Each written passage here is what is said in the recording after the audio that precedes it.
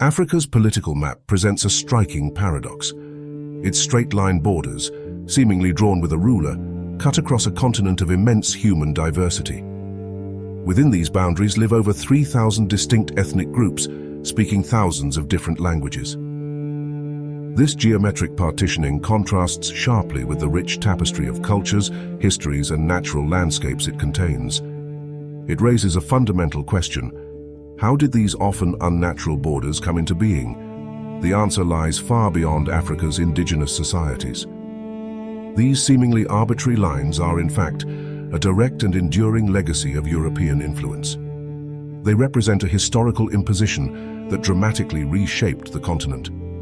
This legacy continues to reverberate through African nations today. Before the 19th century, Africa existed without the modern fixed borders we recognize today. Its vast territories were defined by different forms of social and political organization. Power was not confined by rigid lines on a map. Instead, the continent boasted a complex mosaic of political structures. These included powerful kingdoms, sprawling empires, vibrant city-states, and diverse tribal regions. Each operated within its own sphere of influence and governance. Authority and dominion were typically defined by several dynamic factors. These included control over essential trade routes, the projection of military strength, and the pervasive spread of cultural influence. These elements shaped the relationships between different groups. Borders in this pre-colonial era were fluid and organic. They shifted continually, adapting to new alliances, the outcomes of wars, and the natural migrations of peoples. They were not static, but living expressions of power and demographics. Africa, therefore, had its own distinct and highly organized political systems. These systems were deeply rooted in the continent's geography and its people's traditions, long before external forces intervened. They reflected a nuanced understanding of territory and community. By the 19th century, a rapidly industrializing Europe turned its gaze towards Africa with increasing intensity. The Industrial Revolution fueled an insatiable demand for raw materials to feed its factories. Africa possessed a wealth of these resources. Europe sought commodities such as rubber for new industries and precious minerals like gold and diamonds. The continent also offered vast reserves of oil and other valuable resources. Moreover, Africa represented a potential source of cheap labor and new markets. Major European powers, including Britain, France, Germany, Belgium, Portugal, and Italy, engaged in an aggressive race for control. Each nation vied to establish colonies and expand its imperial reach across the continent. This scramble intensified competition. This aggressive pursuit of African territories carried a significant risk: direct conflict among the European powers themselves. The tension over claims and spheres of influence grew, threatening to ignite wider European wars. Preventing such conflicts became a priority. To avoid costly inter-European wars over African spoils, a collective decision was made. The European nations agreed to negotiate their claims and formally delineate their respective territories. This marked a pivotal moment in Africa's history. In a critical turning point, European leaders convened in Berlin, Germany, between 1884 and 1885. This gathering, known as the Berlin Conference, was orchestrated to formalize the partition of Africa. Its outcomes would forever alter the continent. Strikingly, no African representation was present at this momentous conference. The future of an entire continent was decided without the input or consent of its inhabitants.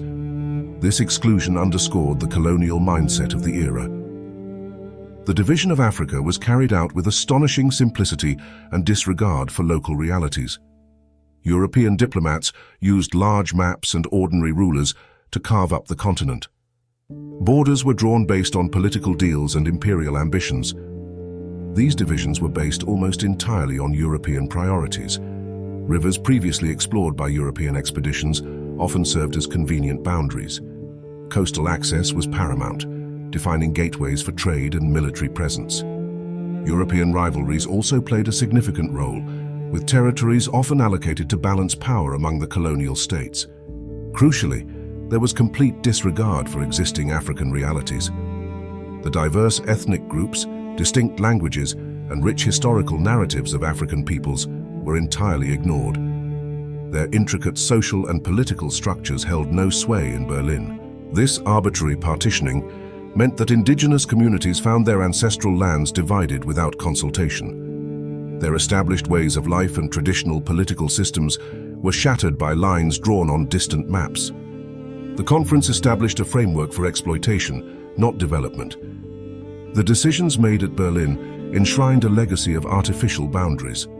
These lines would subsequently dictate the future geopolitical landscape of Africa, sowing seeds for future complexities and conflicts. The conference was a stark demonstration of imperial power. The outcome of the Berlin Conference was the drawing of countless straight-line borders across the African continent. These divisions appeared profoundly unnatural when viewed on a map, reflecting their arbitrary imposition. They defied geographical logic and cultural sense. These newly demarcated borders often cut through established villages, ancient tribal lands, and even individual families. Communities that had coexisted for centuries suddenly found themselves separated by an invisible line. The impact was immediate and devastating. The immediate consequences for African populations were profound and disruptive. Rival ethnic groups, with histories of conflict or distinct identities, were forcibly integrated into the same colonial territories. This created inherent instability within the new states. Conversely, single ethnic groups were frequently split across multiple newly created nations. The unity of these groups was shattered, making communication and collective action far more challenging. Their shared heritage became a point of division. Entire communities found themselves divided, with family members living in different colonial jurisdictions. This led to immense social dislocation, disrupting traditional trade routes, cultural practices, and political structures. The arbitrary lines caused deep human suffering. These artificial boundaries, designed for European administrative convenience and resource extraction, ignored the intricate human geography of Africa. They laid the groundwork for future tensions and conflicts that would endure for generations. The continent was fundamentally reconfigured. Following the imposition of these new borders, European powers moved to solidify their control over the newly defined territories. Colonial governments swiftly established administrative structures to govern and exploit their African possessions. This marked the beginning of a harsh new era.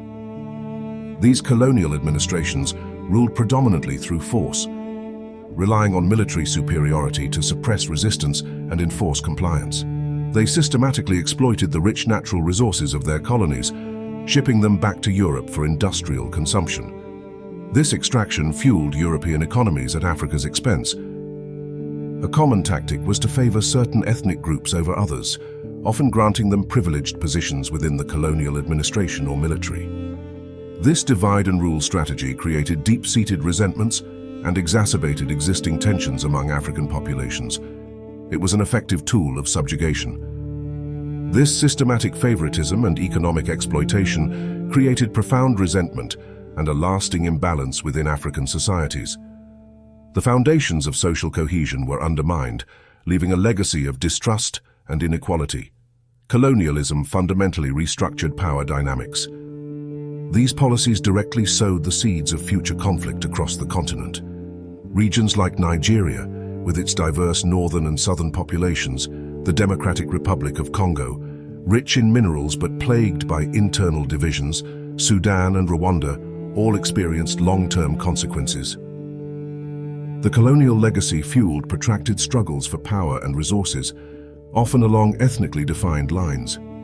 The mid-20th century brought a dramatic shift in the global political landscape. Following the devastation of World War II, the era of colonialism began its rapid decline. A powerful wave of demand for African independence swept across the continent. New nations were on the horizon. As African nations achieved self-governance, their newly formed leadership faced a critical decision.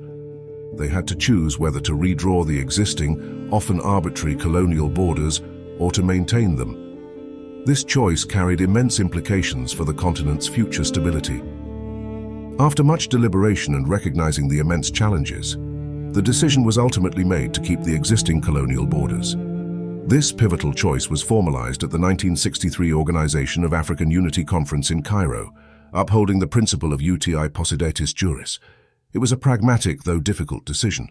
The primary rationale behind this decision was a profound fear of endless wars and territorial disputes. Redrawing borders along ethnic or linguistic lines was seen as a path to immediate and widespread conflict.